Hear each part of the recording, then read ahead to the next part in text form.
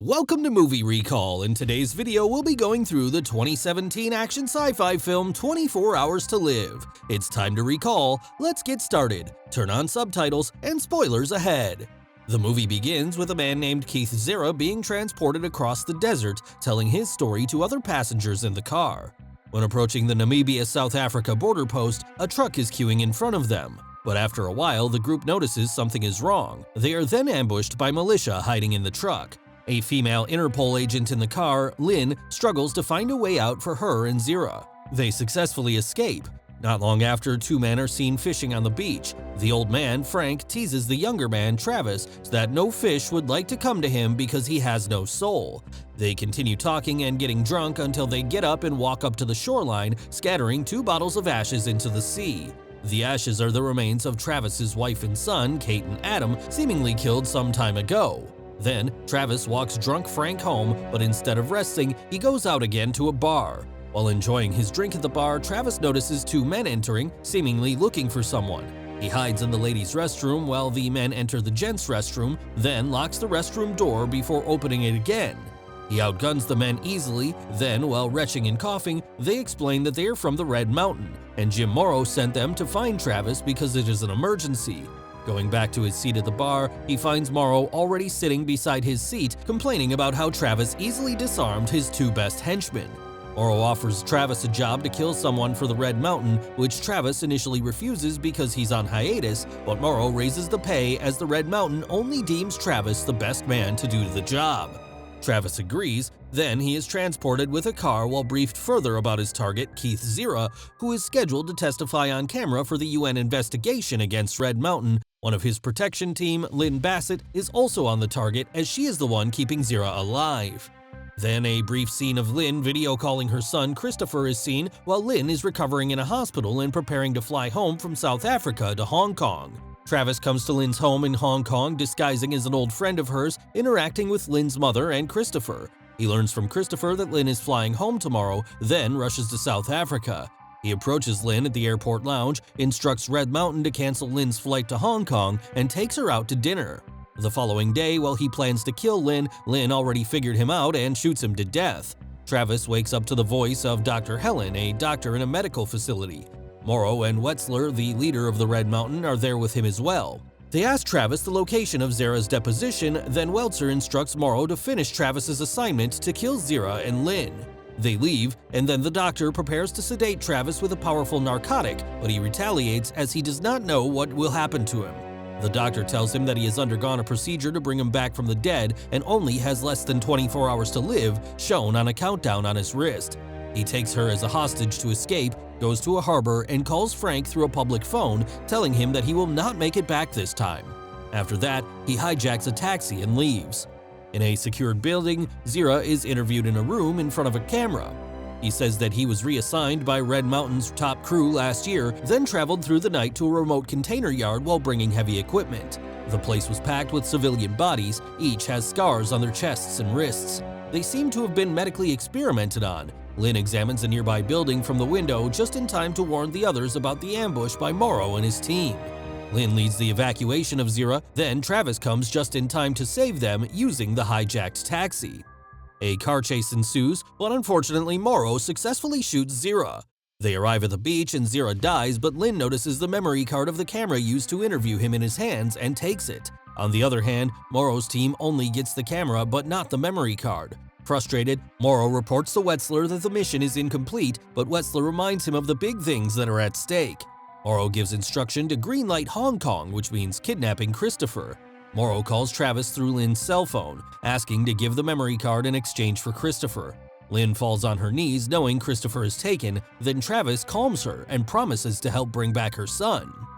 On the road, Travis hallucinates of seeing Adam, his son. The hallucination is part of the side effect of the medical procedure to bring him back.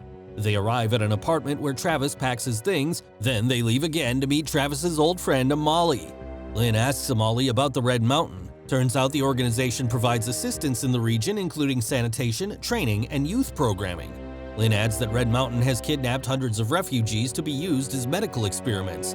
Amali then pays full attention to what Lynn and Travis are about to plan. The Red Mountain abduction team takes Christopher to their base, but sees a car fire en route. They ask permission to reroute. During the journey, they encounter Lynn and Travis, as well as Amali's men.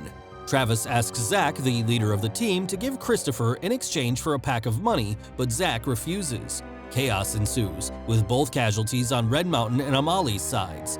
Lynn frantically searches for Christopher, sees a car driving off, chases it, but watches in shock as the car explodes after getting hit by Amali's men.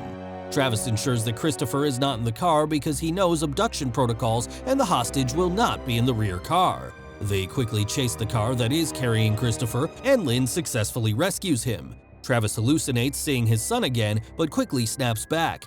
He bids goodbye to Lynn and Christopher, demanding Lynn to safely deliver the memory card to higher authorities.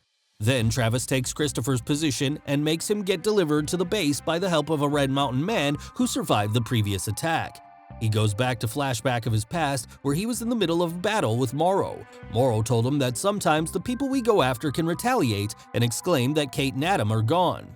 Arriving at the base, Travis kills the guards at the front gate and lets his driver flee.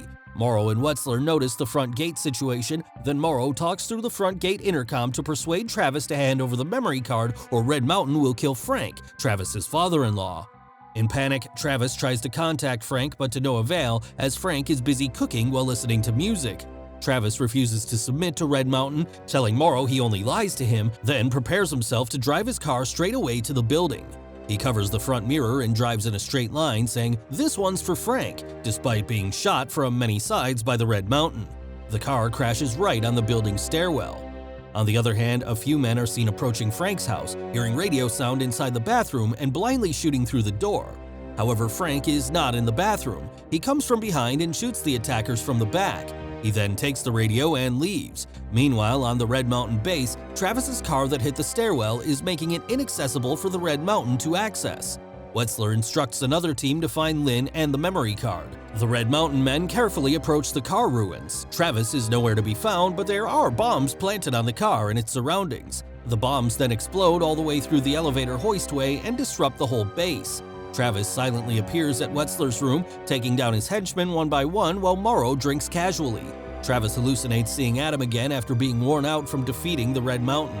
Adam says, "It's okay, Dad, you're almost home," implying that Travis only has minutes to live. But Wetzler screams for Travis to come out, so he snaps back into reality and gets ready to face Wetzler and Morrow.